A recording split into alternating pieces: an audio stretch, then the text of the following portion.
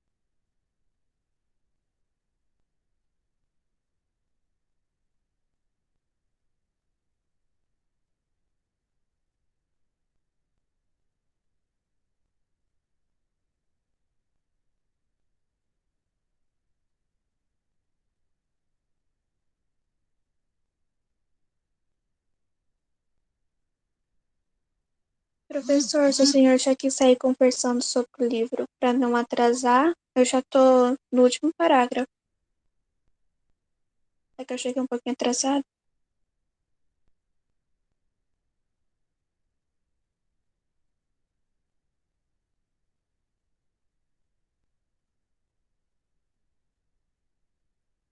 Ah, eu falei sem estar com o microfone. Eu espero 2 minutinhos, não tem problema não.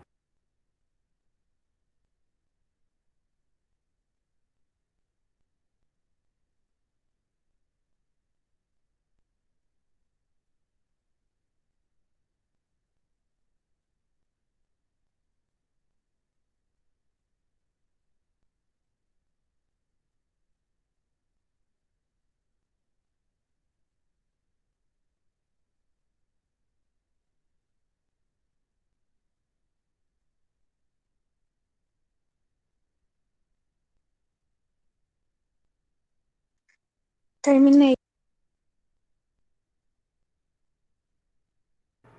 Beleza, voltando então. Bem-vindo a Daniele. Chegou atrasadona, mas tudo bem. Bom, pessoal, vamos falar desse continho muito interessante, né, que remete ao mito de Eco, aos mitos, né, de Eco e de Narciso. Né? Vocês já ouviram falar da história de Eco e de Narciso? Na mitologia romana? Uhum, inclusive eu achei muito legal a analogia. Ah, sim. Então, só falar um pouquinho do circunstancial, né? O circunstancial, você vê que ele tirou, lembrando que Yuri viveu muito tempo em Brasília, né? Fez não sei quantas faculdades lá na UNB, não terminou nenhuma, né? Mas ele conheceu muito bem a realidade dali, com aquela habilidade do escritor, né? De captar coisas da realidade, e daí, no caso específico do Yuri, transformar em histórias mirabolantes, né? A partir da realidade que ele conheceu. É um tipinho muito comum esses caras chatos, né? Que é cheio de cultura, que sabe de tudo, fala sobre todos os assuntos, mas é um cara extremamente chato que só sabe falar de si, né? Que é o caso do personagem Narciso, que é aquele cara muito, muito, muito. Eu conheci muitos desses caras, assim, cara arrogante, chato, tá metido a sabichão, de sabe tudo, fala de todos os assuntos. Mas como ele fala ali, ele só quer, na verdade, falar sobre si mesmo, né? Mostrar o quanto ele é pouco entendido de todos os assuntos, etc, etc. Aqui na Viraí, interiorzão, tal, graças a Deus eu não conheci nenhuma pessoa assim. Mas em Campinas conheci muito, em cidades maiores. Se você for para Campo Grande, você vai achar muito esses chatos aí, né? Cara que vai em todos os eventos culturais, né? Por isso que é o Peraí, professor, já Culturaholic. volto. Beleza. É o Culturaholic, né? E daí que é viciado em cultura, é um chato de galocha. Aí entra o mito de Eco e Narciso, porque a única pessoa que gostava dele era uma ninfetinha, né? Aí vocês já falo com você, já te deixo falar, Pedro. Chamada Eco, ela tinha apelido porque ela ficava, né? A voz dela ficava reverberando e e ela ficava indo atrás dele para todo lado e ele não queria saber dela, não gostava dela, até porque ela era chata também. Né? Isso tem a ver com o mito de Eco e Narciso, que daqui a pouquinho eu vou ler com vocês. Bom, ele se apaixona por uma surda muda, lá, uma artista chamada Laguna, né? Aí a gente vai voltar para o Eco, para o mito de Eco e Narciso, porque Narciso ele se apaixona por si mesmo, quando ele olha, né, a imagem dele no lago, né, nas águas, então laguna, lago, lagoa, mesma coisa, e daí ele fica tão apaixonado pela própria imagem que ele se joga nas águas e morre afogado. No caso da história, a, a Laguna tinha feito um painel, e a Laguna era dessas artistas toscas que a gente viu naquele conto lá do comecinho quando a gente começou a ver os contos que era estilo próprio, dessa arte pós-moderna que não faz sentido nenhum, que é totalmente idiota, né? Mas que só os muito bambambãs que se acham os caras, que são os verdadeiros idiotas também, que acham bonito, né? Não tem nada demais. Então ela fez uma instalação lá que era um monte de televisão no teto, no chão, dos lados, assim, e ficava refletindo a imagem da pessoa. Aí, igual no mito lá de Narciso, né? Ele se apaixona pela imagem dele e morre, né, afogado. Ele fica tão apaixonado pela própria imagem que ele, não sei se ele tenta entrar na TV ali, alguma coisa, e morre chamuscado ali no meio das TVs. Acontece isso. Daí tem esse final zoado, né? Que a Laguna, ela não gostava, ela não ouvia nada que ele falava, né? Ela não estava nem aí para ele. Ela só a vaidade dela ficava muito tocada na vaidade porque ele vivia elogiando ela. Ele elogiava com tanto entusiasmo que ela se apaixonou por ele, mas nem sem nem saber o que estava falando. Aí a Eco se joga no penhasco, isso acontece na mitologia também. Daqui a pouquinho eu vou ler o mito com vocês. E não morre, né? Uma barragem lá e fica gritando socorro, socorro, socorro. E as pessoas vão lá e fala alguma coisa e ouve só o finzinho da voz, né? Que era o que a Eco fazia. Já vou ler para vocês. Antes de eu ler sobre o mito, deixa eu perguntar, vocês gostaram do conto? Gustavo gostou? E acho que o Gustavo saiu também. Não, eu tava arrumando meu fone aqui, mas eu beleza. curti bastante. Eu gostei bastante da historinha. Essas historinhas zoadas do Yuri são muito legais. Sim. Então, pô, e também apresentou mais um dos lados que eu não conhecia, porque eu não sabia que Eco existia. Existe na mitologia, né? A Maria Vitória gostou? Gostei, professor. A Daniele, não sei se está. A Daniele está lendo ainda, né? Ou vai ler depois, que ela chegou bem no finzinho já da leitura.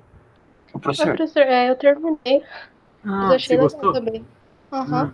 Diga, Pedro, você tinha levantado a mão, fala. Então, aí que tá uma vantagem de Naviraí. Como não tem nada, não aparece esse tipo de maluco chato. Isso, exatamente. Olha, eu espero que vocês nunca conheçam um tipo de maluco chato desse, mas é bom conhecer até para ter experiência da realidade, né? Ter o contato com a realidade das coisas e ver mais do mundo, assim. Mas são pessoas bem desagradáveis. Eu não sei se querendo ou não, estamos tornando exemplo de vida. Narcisismo é assim, uma característica da pessoa que só fala de si, só pensa em si, só quer aparecer e tudo, porque só olha para si mesmo, né? O narcisista é isso. É um cara que vive focado em si mesmo. Né? E agora eu fiz um compartilhamento de tela aqui, porque eu vou aqui para esse mitografias. Vou ler um pouquinho para vocês a história de Eco e Narciso. Eco era uma bela ninfa, olha as imagens, que legal. Amante dos bosques e dos montes. Então, as ninfas, né, que são aquelas semideusas que habitavam os bosques, as águas, né, a natureza, onde se dedicava a distrações campestres. Era a favorita da Diana, deusa da caça, e acompanhava em suas caçadas. Agora estou falando de mitologia romana. Tinha um defeito, porém, falava demais. Né? Qualquer semelhança com o conto não é coincidência. Em qualquer conversa ou discussão, queria sempre ter a última palavra.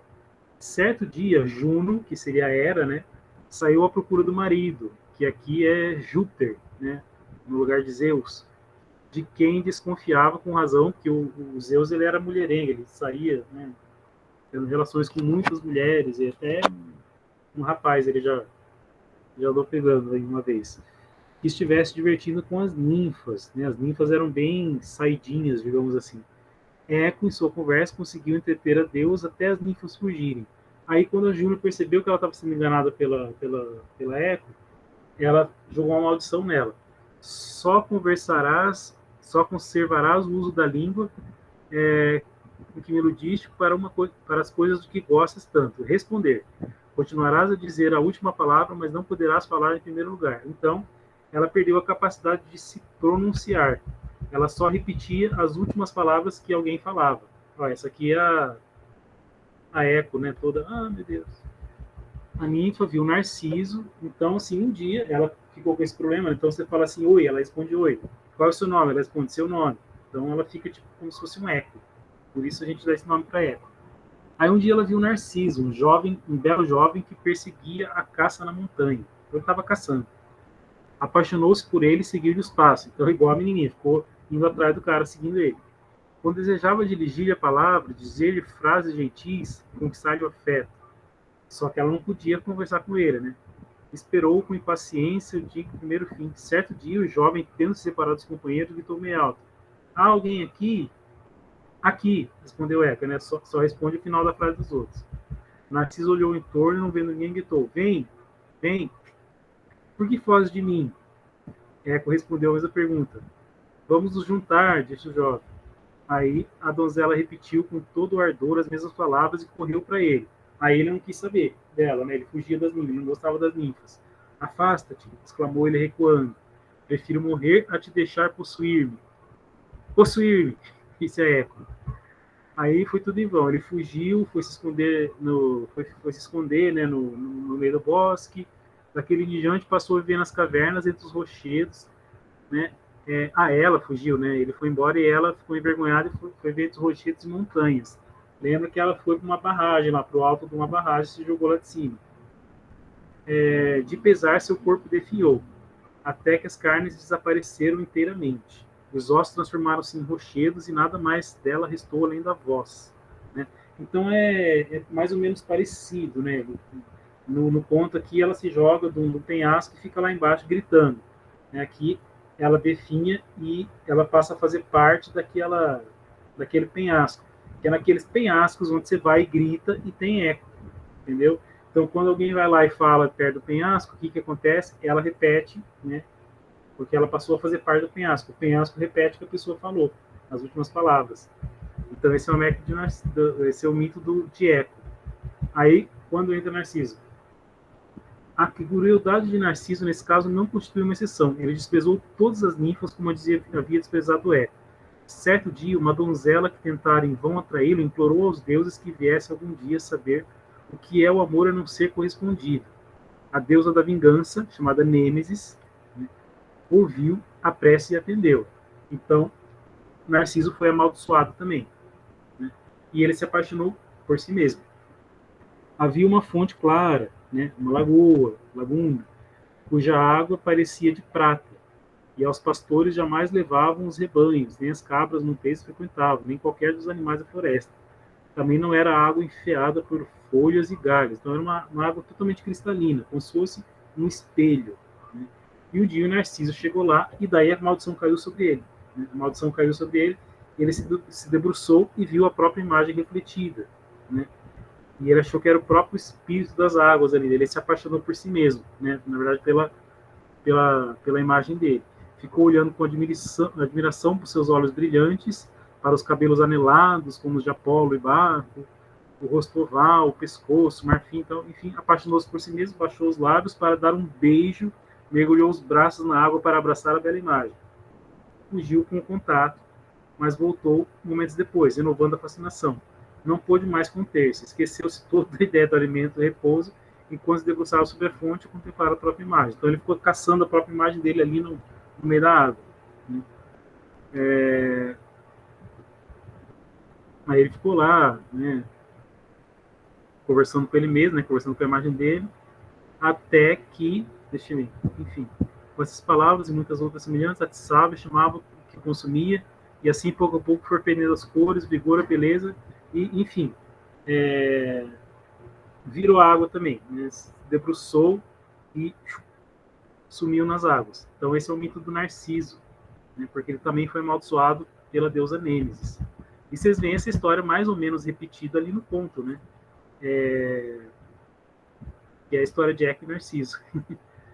Que é muito engraçadinho aqui, do jeito que o Yuri falou. E essa apropriação que ele faz da realidade, ao mostrar esse tipo chato aí, que o Pedro comentou, que bom que às vezes morar na Viraí você não conhece esses tipos, né? Mas é legal conhecer gente de todo tipo, né? Até para você ter conhecimento da realidade humana, mesmo a ruim, né?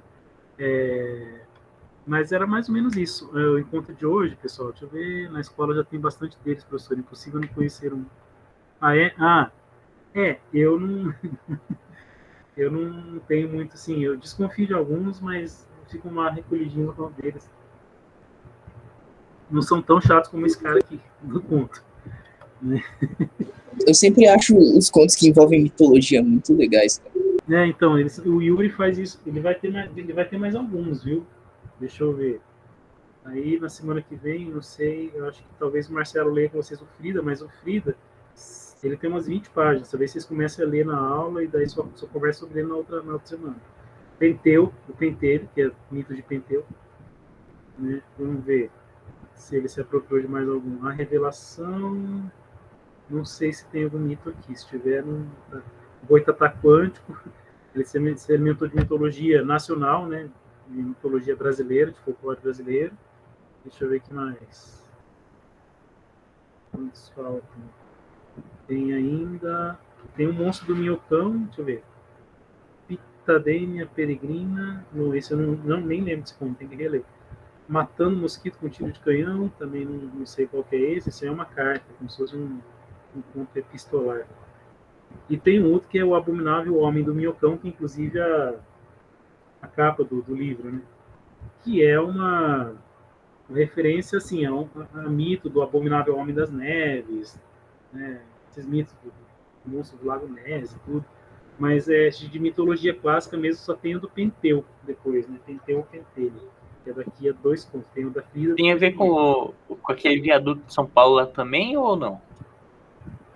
O Minhocão? Não, é o Minhocão de Brasília, tá?